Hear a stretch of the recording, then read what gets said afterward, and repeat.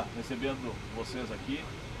Acho que aqui a maioria não conhecia a nossa área, não conhecia aqui a nossa estrutura, né? Então, por isso que principalmente para os grupos novos, né, que esse ano nós criamos. Então, assim, ó, para quem não conhece, aqui é uma área da família já está fazendo 30 anos e nos últimos 10 anos, exatamente a partir de 2008, nós começamos a fazer o trabalho de pesquisa aqui. Então, eu iniciei toda a parte de estruturação para a gente fazer ensaios. Até antes disso, eu já tinha começado a fazer a parte de trabalho de pesquisa, mas em outra área, num produtor. E aí, depois que a coisa profissionalizou, a gente trouxe tudo para cá. Tá? Então, pessoal, assim, a ideia de hoje, a gente montou 7 estações. Essas 7 estações, a gente vai fazer o caminho da escada da alta produtividade. A gente vai fazer nessa ordem, então 6 passos, e o 7º passo a gente vai discutir um pouquinho a tecnologia de aplicação, que é um tema que eu tenho recorrente voltando a gente discutir, ainda mais agora que nós estamos com uma soja, o tamanho da soja, a massa foliar da soja, que antes da gente fazer a discussão de produto, dose, nós precisamos estar discutindo realmente como chegar com o produto lá no bacheiro. Tá? Então é isso que eu quero discutir um pouquinho com vocês nessa estação. No inverno de 2016, a gente começou a dedicar essa área aqui de baixo para algumas práticas de longo prazo. Tá? Então aqui, nessa primeira plot que está escrito ali, ó, Sistema de Produção Agrícola, nós temos 4 plots ali, onde a gente está fazendo o sistema de rotação de culturas. Tá? Então o primeiro aqui já com colheita de milho, então já tinha milho ali, então já foi colhido. No de baixo nós temos ali um raio que foi semeado início de outubro. Logo debaixo ali é o lança, que foi plantado então na segunda quinzena de outubro, e no quarto plot é um 59,47 da primeira quinzena de novembro. Tá? Qual que é o objetivo de parar aqui e discutir isso? Não só a questão da rotação de culturas, mas aquilo que eu tenho comentado com vocês, quando a gente vai fazer o planejamento de semeadura, a gente poder dividir primeiro em 3 ou 4 caixinhas, né, que eu chamo de caixinhas, ou 3 ou 4 momentos de 10 a 15 dias. Para a gente escolher em cada um dessas caixinhas, 2, para mim no máximo 3 cultivares para cada um desses momentos. Hoje nós temos materiais hiper precoces, né, o 48-23, nós temos o 95-51, 95-52, agora entra o raio.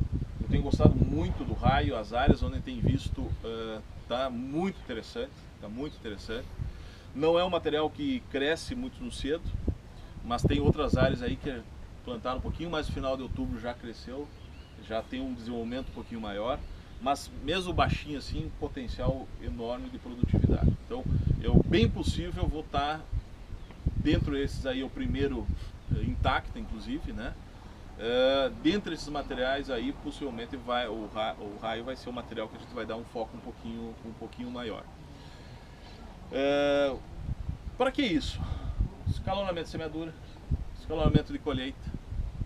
Nós termos condições de estar promovendo no sistema, no próximo inverno, uma próxima cultura de acordo com cada uma das regiões. Essa soja aqui, final do mês a gente consegue colher, final de fevereiro está colhendo. Bom, se eu tenho uma pecuária, por que eu não posso estar colocando agora já uma pastagem, quando eu colher no final do mês, em março já tenho pasto? Ou eu preciso daqui a pouco fazer uma cultura em regiões um pouquinho mais quentes, eu posso fazer uma cultura de outono, né? Por exemplo, girassol. Daqui a pouco eu posso estar colocando isso aí, aonde é mais quente, não Passo Fundo. Passo Fundo aqui para nós se pegar regiões mais altas, esquece, nós estamos aí, daí nós temos uma condição de clima que não vai favorecer esse desenvolvimento. Então isso nos cria flexibilidade para estar pensando o sistema como um todo. No momento que nós estamos numa condição muito complicada, né? E aí eu preciso fazer também a minha meia-culpa. E nós temos que fazer a meia-culpa em conjunto. não é culpa nossa, mas a gente acaba discutindo tanto soja, né? O dia de campo hoje está praticamente 100% soja. Tinha um milho aqui colhido, tem um milhozinho ali, nós temos uma coleção de híbridos lá em cima, que eu não vou nem mostrar para vocês, não dá tempo para a gente estar discutindo, mas hoje nós estamos colocando todo o nosso negócio sobre a soja. E o nosso inverno? O que nós vamos fazer com o nosso inverno? Nós temos problema de preço, nós temos problema de custo, eu sei disso, com todas as culturas, seja de trigo, seja de cevada, seja de canola, mas o que nós vamos fazer nesse sistema a partir do momento que a gente começa a ter problemas de mofo branco, nós estávamos comentando ali antes, né, aumentando em algumas regiões, tem algumas regiões que o pessoal, eu nunca tinha visto, no ano passado já teve, né, vocês já tinham visto lá no ano passado, lá, foi nas áreas de vocês, esse ano não tem nada. Está um pouco mais seco ali também, né? Mas pega um pouquinho mais para o norte aqui, algumas regiões aparecendo mofo branco em maior quantidade, pega as regiões mais propícias, Lagoa Vermelha, Vacaria, quantidades enormes, né? E sem... Por isso que nós não podemos pensar, né? Eu estava falando até com o Fernandão antes, nós não podemos estar pensando só em fungicida, nós temos que pensar no sistema.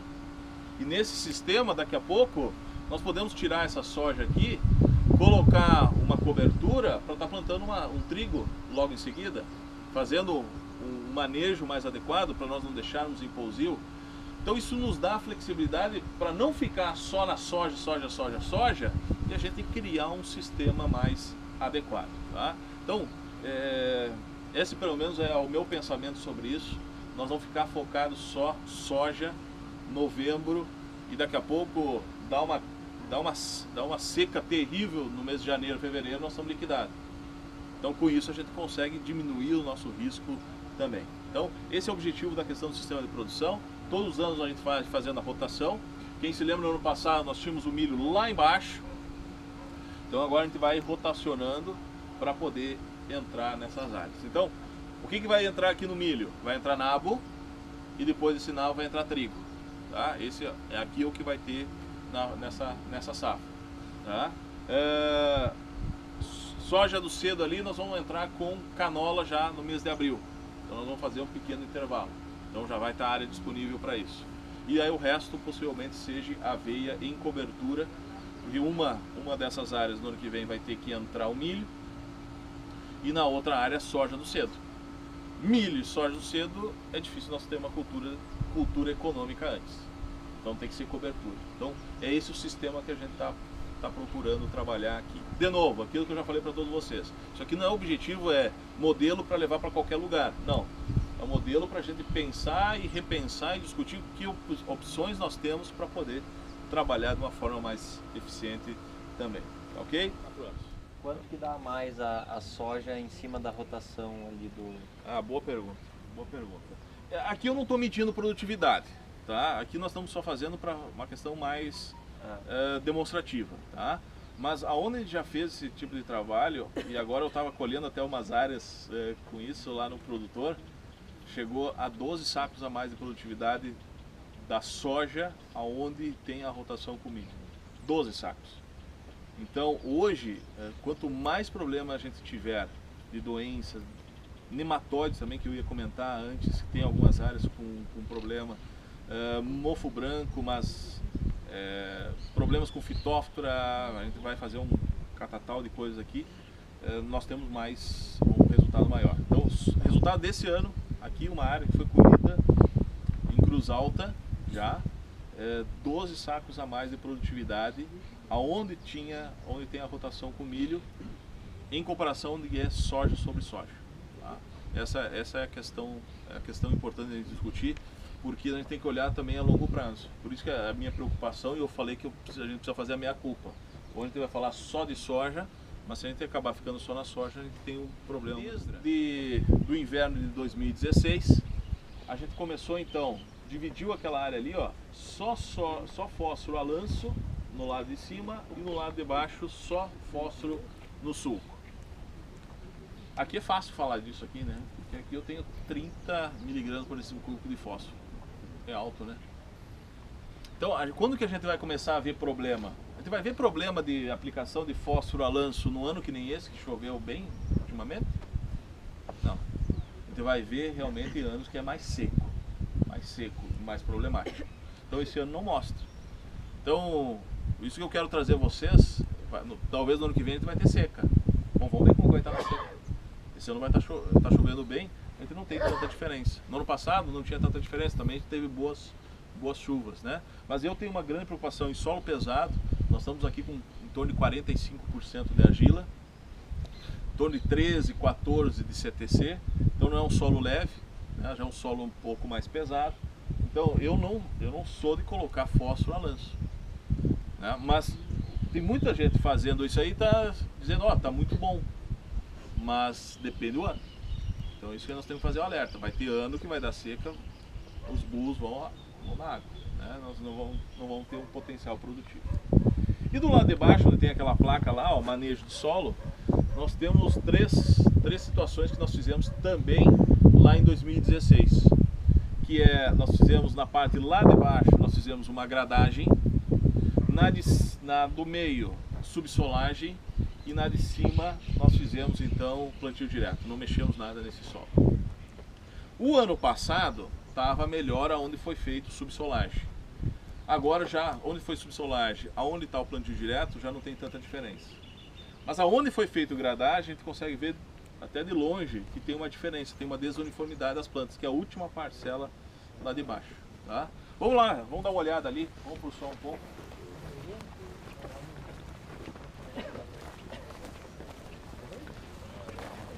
Nossa, deu 11% de diferença na soja na esterlina. 20% a mais.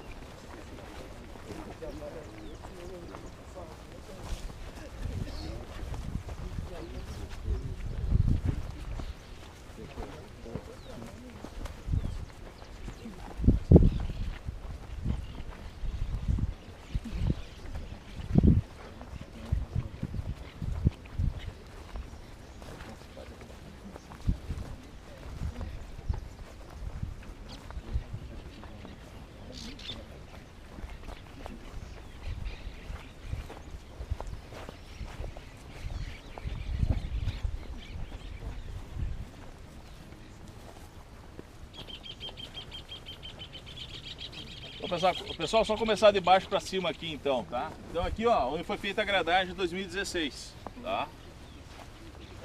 Claro que a gente olhar aqui a lavoura, só olhar aqui a gente acaba não tendo a real situação, né? Claro que a gente tem que acompanhar isso aí e ver até o final do ciclo. Mas no ano passado já teve uma diferença em termos de antecipação da colheita e com certeza diminuição de produtividade. Então, não é a coisa mais acertada ficar remexendo no solo, né? Agora, quando a gente pensa em subsolagem, para mim a subsolagem tem que entrar nessas áreas onde a gente já tem mais de 1,5 de densidade. A gente encontra mais de 1,5, é interessante a gente estar olhando. Eu queria só chamar a atenção para essas cachopas aqui, ó. Aqui já começa a mostrar, já a partir do segundo ano, depois que a gente faz, tem uma boa correção. Esse aqui é o material, esse aqui é o 5892, tá? Monzói. Já começa a mostrar um pouquinho mais o potencial de produtividade, aonde a gente compara com gradagem, até onde tem o tom um pouco mais socado. E aqui nós podemos ver também, ó, esse tipo de cachopinha aqui, ó, e é uma característica até do cultivar, e não é só em cima, tem as cachopas aqui mais no bacheiro, isso aqui chama muita atenção.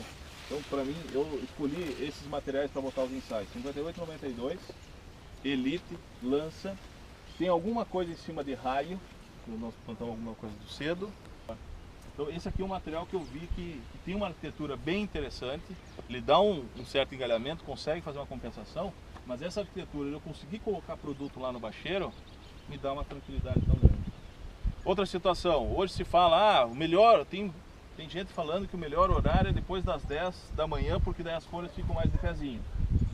Sim, para esses cultivares, que para mim é cultivar do passado. Eu já estou começando a colocar isso aí, cultivar do passado. Nós temos que estar olhando um pouquinho melhor esses materiais aqui com esse tipo de arquitetura para nós ter penetração, ter condições de penetrar a gota e proteger esse bacheiro, proteger mais esse bacheiro aqui. Tá? Essa segunda estação aqui é para a gente discutir um pouquinho sobre a adubação equilibrada, tá? Então, claro, fazer adubação de nitrogênio, fósforo, potássio, enxofre, né? Lembrando que a questão de cálcio, magnésio, mais a gente deixa na correção. Então, como eles não podem colocar tudo, e não tem por que colocar, isso aqui é uma área que cálcio é bom, o potássio é bom, fósforo é alto, altíssimo, então não tem muito o que fazer no solo aqui. Então a gente simplesmente colocou nessa minha direita, aqui ó, o uso de molibdênio, manganês, zinco e boro, e aqui nessa outra área aqui, então sem esses micronutrientes. O que eu tenho procurado fazer? Boro está trabalhando então em torno aí de 400 gramas por hectare, seja com octavorato de sódio na dessecação, seja aplicação com base em ácido bórico via foliar. As nossas áreas com baixa quantidade de boro, então convém a gente fazer essas aplicações para poder suprir e ter um crescimento mais adequado. Molibdênio, então aqui pensando em torno de 40 gramas, que foi. Essas áreas aqui são áreas altamente férteis, então aqui é zero de alumínio, aqui estão equilibradas, aqui o fósforo está altíssimo, não é alto, é altíssimo. Potássio, nós estávamos com um problema de potássio alto aqui também, alto demais, aqui passava de 5% de potássio. Então essa parte, toda a área demonstrativa aqui, toda ela é alta. Mas então a questão do molibdênio é importante nós estar colocando sempre junto, né? Então aqui foi, esse cultivar aqui, o tratamento de semente dele, ele veio semente industrial. Isso aqui é uma semente que veio inclusive lá das sementes Aurora, veio já com TSI. Então aqui tem inseticida, fungicida e tem inoculante já no TSI. Então já veio inoculado. Então todo esse molibdênio foi feita a aplicação via foliar. Tá? Nesse caso aqui foi feito em 2 aplicações. Manganês junto com glifosato, né? Essa é o nosso praxe. Isso aqui não é uma área que tem necessidade de correção de manganês, pelo contrário, tem uma boa quantidade. Então é mesmo só para repor junto com glifosato. E o zinco, né? Então o zinco esse foi o primeiro ano que eu comecei a trabalhar com zinco como recomendação, porque a gente viu nos nossos trabalhos de marcha de absorção a importância do zinco, né? Até foram uns trabalhos aí junto com a Cotrijal, junto com a AgroPrecision. Tá aí o Fernandão aí, que o pessoal nos deu uma ajuda boa lá nesses últimos anos, nesses ensaios. E esses ensaios mostraram claramente a necessidade de zinco. Só recordar esses ensaios de marcha de absorção. Aonde que foram feitos? Foram feitos em áreas com alto potencial de produtividade, que já tinham produzido alta produtividade. Áreas que já tinham produzido acima de 90 sacos por hectare, já tinham um histórico disso. Ou seja, a gente não foi criar uma área para começar do zero. Então a gente foi ver exatamente o seguinte, qual que é o comportamento dessa planta já numa condição adequada. Tá? Então, é isso que nos mostrou, que corroborou muito em cima dos trabalhos que foram feitos na Universidade de Purdue, né, essa era a minha grande pulga atrás da orelha. Inicialmente até uma crítica que eu fazia lá aos trabalhos que eles tinham feito, mas quando a gente colocou aqui, a gente viu a deficiência, hoje dando alguma palmatória aí a necessidade assim. Eu tenho visto, porque o manganês, o problema não é na planta a falta é no solo. A partir do momento que a planta absorve o glifosato, ele exuda suas substâncias e no solo diminui a disponibilidade. No Intacta continua acontecendo a mesma coisa, porque o Intacta também é resistente ao glifosato, continua quebrando o glifosato e fazendo com que aconteça essa menor disponibilidade. Qual é a grande diferença entre RR e o Intacta? É que o Intacta tem uma ponte para a fabricação dos aminoácidos triptofano e fenilalanina. Então o Intacta tem menos dependência de aminoácido nessa fase, com a aplicação do glifosato, do que o RR. O RR, até se a gente aplicar um cheirinho de aminoácido, vai melhor do que o Intacta. Exatamente. Essa é a grande diferença. Agora, o resto não muda nada. Porque tudo acontece no solo, a disponibilidade no solo. Né? E quem nos explica isso aí é o Purcell, está muito claro isso aí. Não é, o Intacta continua com o processo normal para disponibilidade. Tá?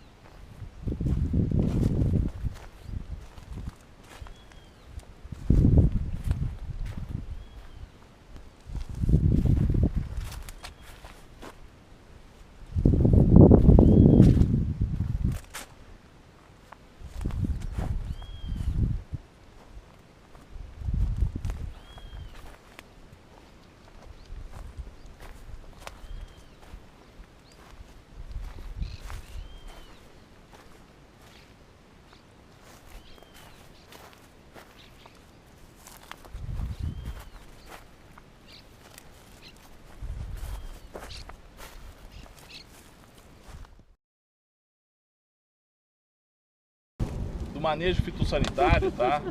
Eu quis fortalecer para vocês aqui não a questão do controle de plantas daninhas, nem a questão de controle de pragas, tá? Mas a gente discutia a questão do controle de doenças, até porque nessa época aqui ainda tem muito fungicida para ser aplicado, tá? Então, o que a gente fez nessa área? Ali na direita, na minha direita embaixo, ou na esquerda, quando vocês subiram à esquerda, eu coloquei um padrão que a gente tem procurado fazer, tá? Foram 4 aplicações, essa quinta aqui não foi feita ainda, tá? Essa aqui, ó, na esquerda, que nós temos, seria o padrão Bayer. Claro que nem a Bayer recomenda botar todas as Fox, tá? Eu acabei colocando todas as Fox aqui, ó. Essa é fácil, né? Mas eu quis colocar aqui, ó, porque tem muita gente fazendo só Fox. Tá? Tem hoje gente que olha para o Fox e aplica todas elas. Só não é 5, né? Não, tem gente que aplica. Até deu pouca fita, né? Quase nada. Quase nada. É isso que eu quero discutir um pouquinho com vocês. Porque o ano também não foi propício para isso. Né? No ano passado até tinha um pouquinho mais de fito do que esse ano. Por que não está dando fito? Por causa da condição de clima. Agora, eu não faria isso aqui. Eu acho o risco muito grande. Porque eu não sei o clima que vai ter. É por causa da molécula, né? Perder a molécula. Também, claro. O que eu já acho errado já botar meia dose dele com metade de dose de approach. Então a gente estava colocando a doença à prova para criar uma resistência rapidinho. Né? Bom, só para continuar aqui, ó. Aqui tem o padrão BASF, então trabalhando orquestra, o ativo. Aqui tem erro até aqui a questão de dose, mas versátil com orquestra. E ali embaixo seria com Syngenta, tá? Apesar que aqui ó, a gente trabalhou até com Scoreflex, né? A Syngenta agora está trabalhando com Scoreflex, né? Mais a questão de Cypris, mas a gente colocou sempre Latos com Cypris aqui. Então a ideia é a gente poder estar discutindo um pouquinho, ver as características de cada molécula em termos do que vai entregar depois. Então a gente sabe que o orquestra e ativo entregam muito mais a questão de controle de manchas do que um Elatos. Tá? Então o objetivo seria olhar isso aqui. Agora, se a gente vai procurar aqui, a gente não vai encontrar muita diferença, né? A época aqui não é para mostrar diferença. Então até no ano passado, né, eu brincava com o pessoal, aqui a gente até esse ano a gente nem botou testemunha. Mas no passado tinha uma testemunha ali que estava igual onde foi feita a aplicação, no dia de campo. No dia de campo estava igual, lembra, verdade? Ah, o Yuri também vai me ajudar a mentir aqui. Aí, me ajuda a mentir. Mas era, tanto que eu dizia no ano passado, olha, eu sentia vergonha de mostrar, lembra que eu comentei? Ó, tenho vergonha até de mostrar isso aqui, ó. A gente fala para aplicar fungicida e a testemunha não tinha. Agora, 15 dias depois, eu trouxe até um outro grupo, o pessoal que veio aqui visitar, ali estava tomado de ferrugem. E os outros não estavam. Então, por isso assim, ó, a proteção não acontece, a gente não visualiza muito cedo. Você vai visualizar depois do carnaval. Por isso que eu brinco com o pessoal que a gente vai conversar depois do carnaval. Depois do carnaval a gente vê quem fez bem feito e quem fez mal feito. Antes do carnaval é muito difícil, porque é depois que explode muito essas aplicações. Uma outra coisa assim, ó, que eu tenho me preocupado muito, o pessoal querendo já início, ainda está no canivete, o início de formação de grão e querer trabalhar só approach. Ou um approach mais alguma outra coisa, ou só Sphere Max com alguma outra coisa, multissítio. Eu acho que nós temos muito tempo ainda de enchimento para a gente colocar um produto com tão baixa eficiência e residual. Então eu prefiro deixar esse tipo de produto lá para a finaleira. Tanto que aqui vai ter um ano e meio aqui. Nós não vamos ficar com 5, nós vamos ficar com 6. É quinta e depois a sexta. Não tem como escapar disso. Ainda mais com uma soja dessas, quem tem coragem de desproteger uma lavoura dessas? A aplicação ali vai ser 04, approach mais Fox, 204? Aqui sim, 04 mais 04. Por quê? Porque eu quero aqui mancha e ferrugem. Aqui eu vou trabalhar dessa forma, tá? Não é barato? Não. Mas se eu tiver uma pressão de ferrugem, é o que vai me segurar mais. Então por isso que eu falo assim, ó, dos protetores aqui, ó. Quando a gente fala protetor, fungicida protetor, nós estamos falando 4 grupos diferentes. Nós temos os multissítios aqui, que aqui entra mancozeb, clortalonil e os cobres. Os triazóis para complementar quando já existe desenvolvimento da ferrugem. Então aqui que eu vou entrar com a questão do kit de detecção de ferrugem, tá? Já falo um pouquinho sobre ele. Se detectou ferrugem no kit, para mim é o triazol que a gente tem que entrar como complemento do fungicida padrão. A morfolina, quando o bicho pegou, a gente tem que usar a roupa de bombeiro e já a ferrugem já está presente, é ele que vai estar esse controle curativo. E no caso dos benzimidazóis aqui, pensando mais em manchas. Então fazendo a complementação com manchas. O kit, pessoal, só para fazer uma referência ao kit aí que vocês testaram. Essa semana nós tivemos uma reunião com a pesquisadora que é parceira nossa para esse desenvolvimento. Nós devemos estar, já tem um processo de patente já foi encaminhado, já está correndo isso. Então agora nós estamos vendo os detalhes como que vai ser para a comercialização desse kit, tá? Teve uma aceitação muito legal, até porque é interessante, a partir do momento que a gente não sabe se a doença está presente, a gente conseguir identificar no cedo. E para mim o principal posicionamento do uso do kit é esse aqui que eu falei agora. É que se estiver presente, eu preciso estar entrando com triazol. Se eu não está aparecendo, o complemento que eu vou fazer, o fungicida protetor, daqui a pouco eu posso continuar com o multissítio. Para mim é essa a tomada de decisão. Para mim não muda o fungicida principal, não define qual é o fungicida principal, mas sim define qual é o complemento que eu vou estar momento fazendo. da aplicação. Mas assim, ó, pegando essa soja aí que realmente dá para plantar final de setembro, material super precoce, quando que foi a primeira aplicação? A primeira aplicação no fechamento da entrelinha. Não existe essa aqui, ó. Não tem por que fazer essa aqui. Entra direto aqui. Quando que acontece essa aplicação? Final de novembro. Vale a pena lá no final de novembro entrar com triazol? Não tem porquê, segunda quinzena de novembro. Ele entra aqui, ele pode estar entrando então com o carboxamida. Então a primeira nesse caso, nessa soja super precoce, pode ser com carboxamida, eu não tenho medo nenhum. Agora, semeadura de 15 de outubro para frente, eu não abro mão na primeira ser um bom triazol para entregar para carboxamida depois, mais tranquilo. Bom, pessoal, a ideia aqui dessa nossa quinta estação é a gente falar um pouquinho sobre o equilíbrio hormonal na planta, tá? Então o que a gente preparou aqui, só para a gente fazer uma visualização. Aí para trás, uma soja plantada mais tarde, que é justamente para a gente ver a questão de enraizamento. Então se vocês entrarem aqui, ó, na minha esquerda, onde não foi bioativador no tratamento de semente, e aqui na direita foi, vocês vão ver a questão de enraizamento. Esse é o objetivo de avaliar aqui, enraizamento. Então por que eu vejo a importância do enraizamento? Para a gente poder fortalecer não só a raiz, nesse momento de buscar água, buscar nutrientes, mas também para melhorar a questão da arquitetura dessa planta na fase inicial. Então ali foi do tratamento de semente. Aqui é mais falando desses bioativadores no caso do florescimento para frente, R1 e R5. Então, que tipo de característica de produto precisa estar mais na fase de tratamento de semente, fase vegetativa inicial? Produto mais hormonal e com extrato de alga. São os dois tipos de produto que nós podemos estar trabalhando. Quando nós falamos mais do R1, nós podemos ter uma base hormonal, mas a partir do florescimento e enchimento de grão, nós precisamos ter produtos com mais aminoácidos. É eles que vão dar um período maior de eficiência na planta.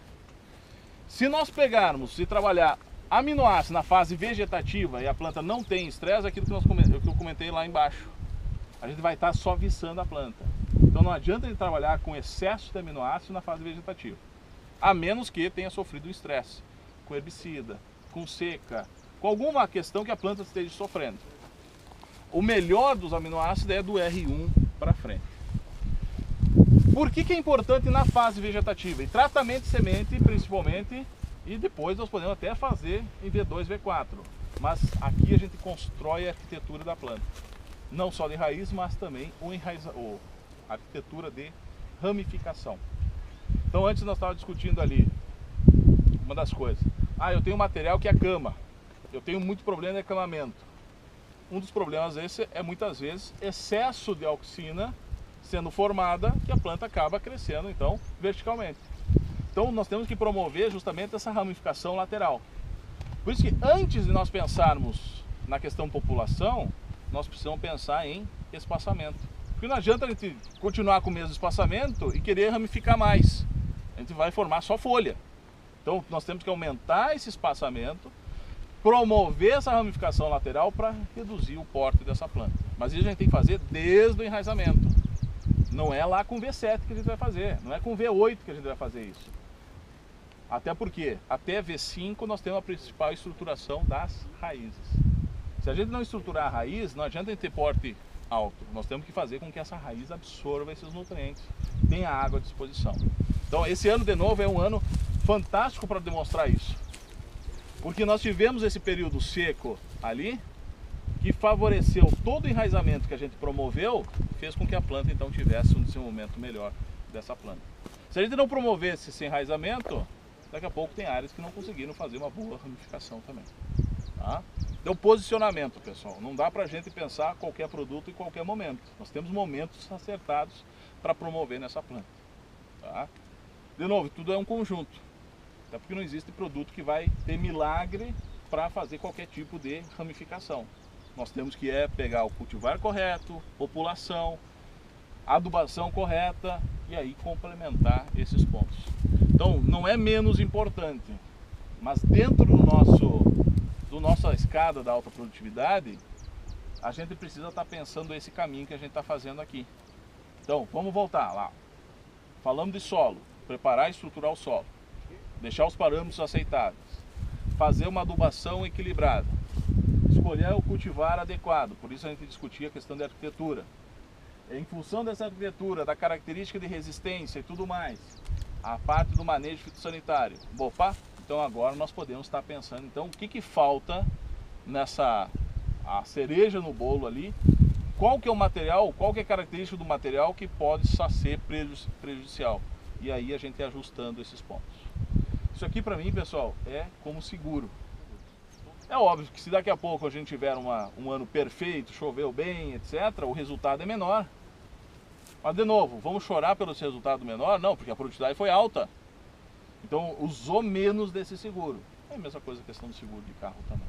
Tá? Mas de novo, nós temos que posicionar momentos. Não é para qualquer situação cada produto. Bom pessoal, aqui é o seguinte, ó, isso aqui é mais uma área que a gente vai começar este ano a monitorar e a gente discutir, aproveitar para a gente discutir de uma forma um pouquinho diferente. Então é justamente o nosso sexto ponto lá da nossa escada, né, que é o equilíbrio biológico do solo. Então o que nós fizemos aqui? Aqui nesse meu lado direito, aqui foi tirado toda a palhada de aveia que tinha aqui. A palhada esse ano da aveia não foi tão boa como no ano passado, né? O nosso inverno não foi tão bom assim, mas tinha uma boa palhada. Então é o seguinte, pessoal, vocês chegaram a notar que quando estavam vindo aqui, ó, alguma diferença entre os dois lados? Aonde que está um pouquinho melhor o desenvolvimento? Forte. Está muito melhor aqui, né? Pessoal, a única diferença, palha, adubação aqui tudo igual, fungicida tudo igual. De novo, eu falei para vocês aqui, a gente não tem por que fazer maquiagem. Não tem por que ficar maquiando uma parcela maior ou menor. É aquilo que eu comentei antes. Aqui é palha, a diferença é palha. Então a palha tem dois motivos aqui. Uma primeira, eu retirei, claro, os nutrientes que estavam nessa palha que iam estar sendo disponibilizados. Segundo, eu tirei uma proteção contra esse calor, esse sol aqui, ó. Onde eu tenho palha, no solo a temperatura é menor. Agora eu expus tudo isso aí, o que aconteceu com os micro-organismos que estavam na superfície? Eles morreram uma boa parte. Então pessoal, isso aqui é o início para aquilo que eu comento com vocês. É importante a gente olhar a questão dos micro-organismos, seja para melhorar a disponibilidade dos nutrientes, seja para controlar doenças no solo, mas não adianta a gente colocar esses micro-organismos na favela, sem água, sem luz, sem internet, né? Hoje nós temos que botar no spa. Isso aqui é o spa. A palha é o spa. Tem cama decente, tem ar-condicionado, tem chuveiro. Então nós temos que criar um ambiente para esse micro-organismo aqui, para ele poder se desenvolver. Se a gente não cria esse ambiente favorável, não adianta a gente estar colocando esses micro-organismos. Então vamos promover, vamos colocar, a gente vai ter que trabalhar muito a questão de nematóide, vai ter que trabalhar cada vez mais, não só nitrogênio, mas melhorar o desenvolvimento das plantas com disponibilidade de fósforo, etc., nós vamos dar uma boa condição para essa planta. Então, hoje o pessoal começou a falar tanto em cobertura, começou a fazer mix de espécies, né? Mas também não adianta fazer só os mix e não botar os micro-organismos depois. Então nós vamos ter que unir essas partes. Então muitas vezes fica o fio aí desencapado. Então vamos encapar esse fio com essa parte dos micro-organismos. Então a ideia é a seguinte, é permanecer dessa forma. Nós vamos levar todos os anos agora para a gente deixar sem palha aqui. E aqui com palha. Então eu quero que vocês venham sempre, a gente está discutindo, voltando, transmitindo e vendo a diferença que acontece nessas áreas que tem uma palhada um pouquinho melhor, uma cobertura melhor, e não tem uma palhada. Então vamos promover isso aí que é importante isso. E quando a gente fala de palha, a gente está falando também tipo aquela área lá que vai sair o raio, época cedo. Então tirar e já promover uma semeadura de uma cobertura. Seja para colocar uma cultura de inverno ainda, ou seja para deixar só para plantar lá no verão. Então quanto menos tempo a gente deixar em pousio, melhor vai ser. Pessoal, vocês todos sabem aqui o quanto a gente investiu no ano passado para montar o laboratório de tecnologia de aplicação, né, para a gente analisar os adjuvantes. Aqui está uma parte do que a gente vai tá fazendo ensaios, tá? Depois a gente vai botar para ligar ali à esquerda, é um túnel de vento, aqui na direita tem o track spray, aí isso aí tudo invenção nossa, nós que montamos aqui tudo, então depois eu vou fazer funcionar.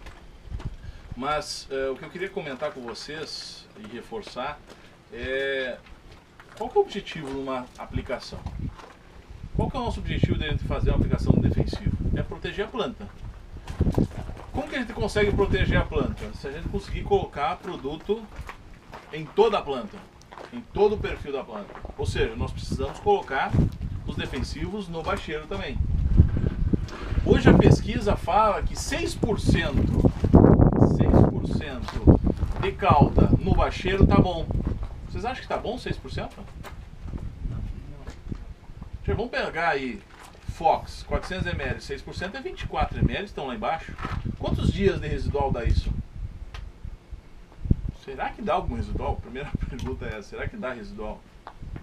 Possivelmente baixíssimo, né? Então, eu vejo o seguinte, que nós devemos estar buscando, eu tenho uma meta, de colocar 20% da cauda no bacheiro. Esse é o meu objetivo. Se a pesquisa fala em 6, eu estou querendo botar 3 vezes mais. A gente tem feito várias avaliações aí, a gente tem chegado daqui a pouco a 15%.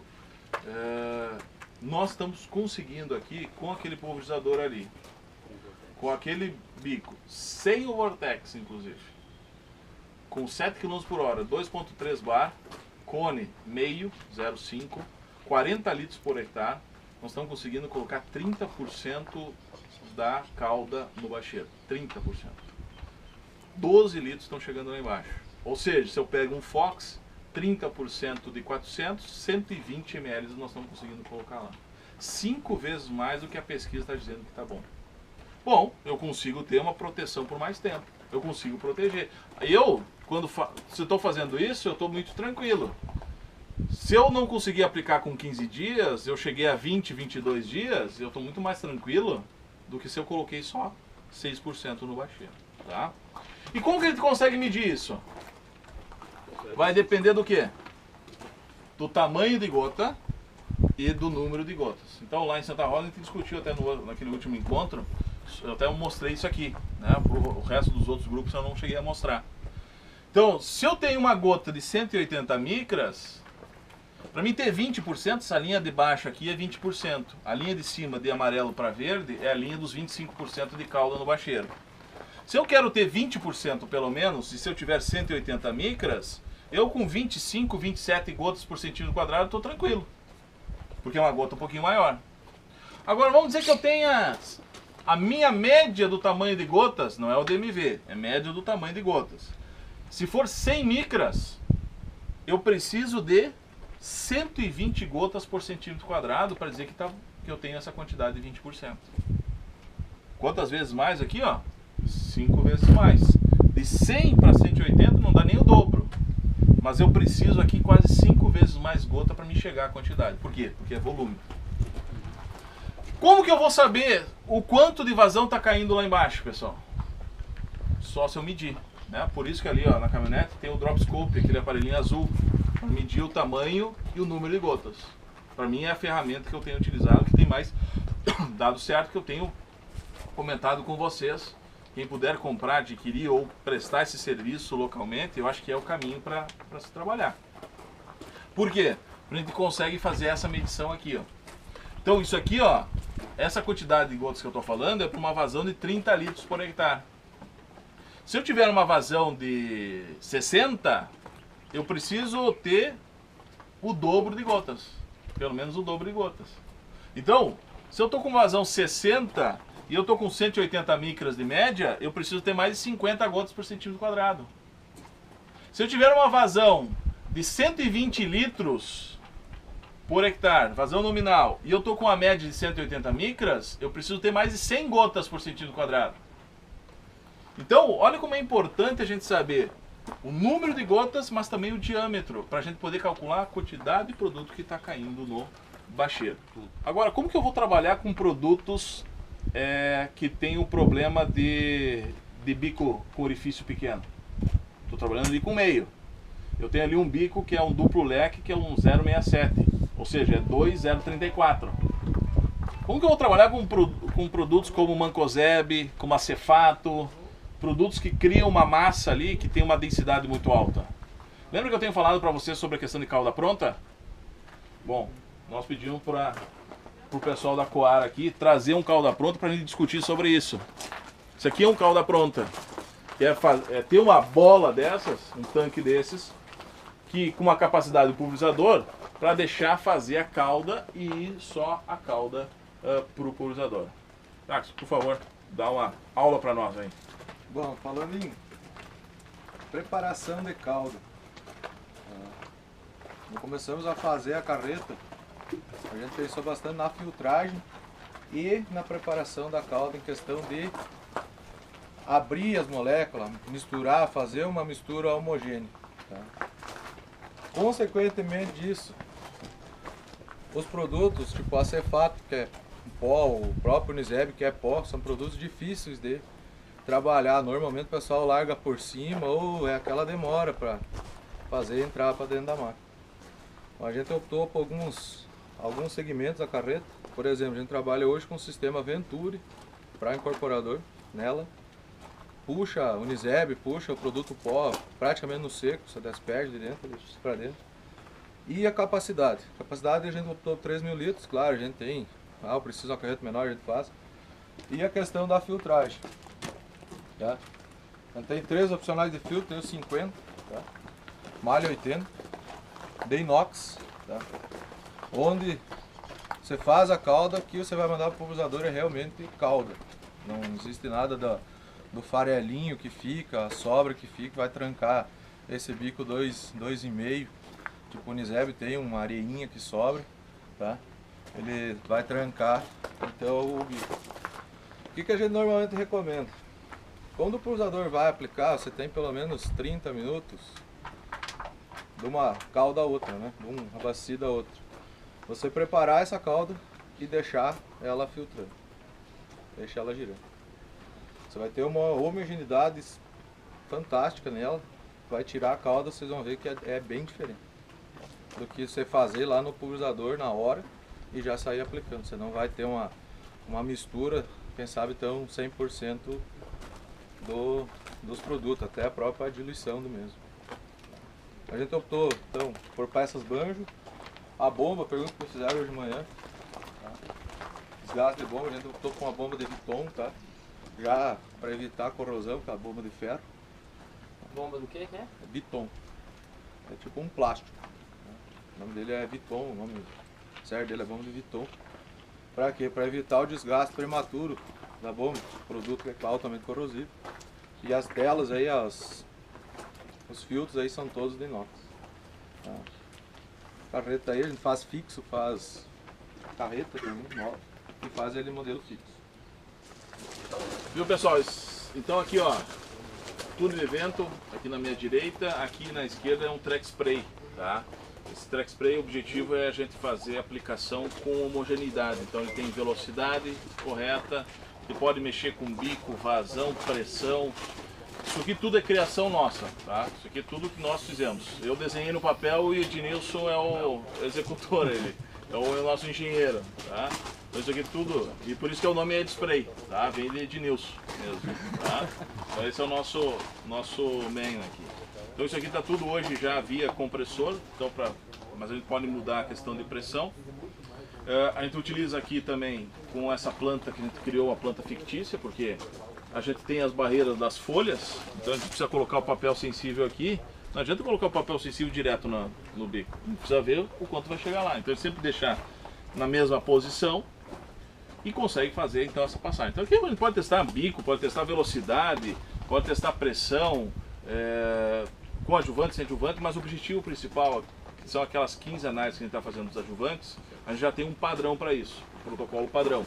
É o bico definido, vazão definido, velocidade definida, para fazer o teste de todos os adjuvantes e aí fazer a comparação. Tá? Então só para mostrar aí, Ednilson, só liga aí umas 3, 4 vezes aí só para o pessoal ver.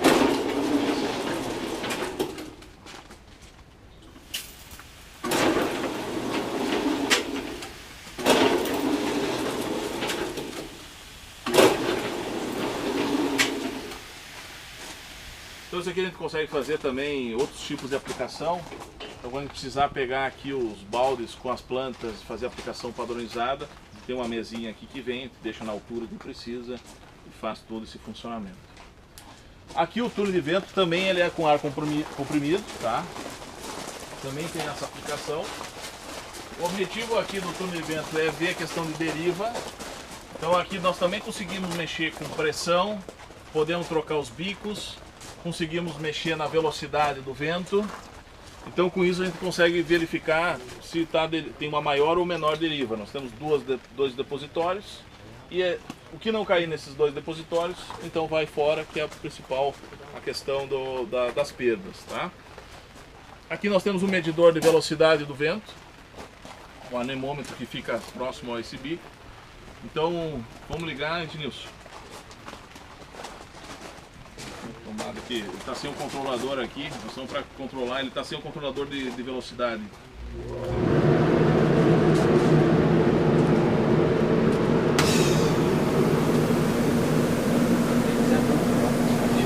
Está dando 20, eu acho, né? 18.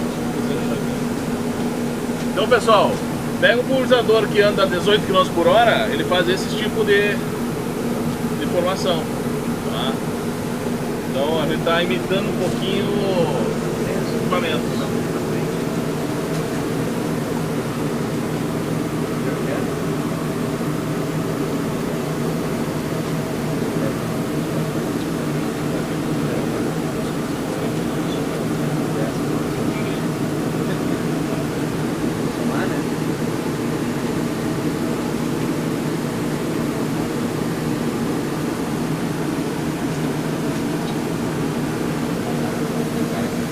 Só água? Aqui tá só água. Só água.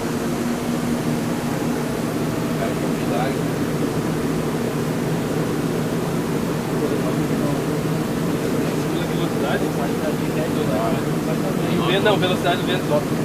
Velocidade do vento, isso aqui. Tá, e a velocidade da aplicação? Eu não falei de que era melhor ainda. É essa, né? Tá pegando a 20 a 18 por hora.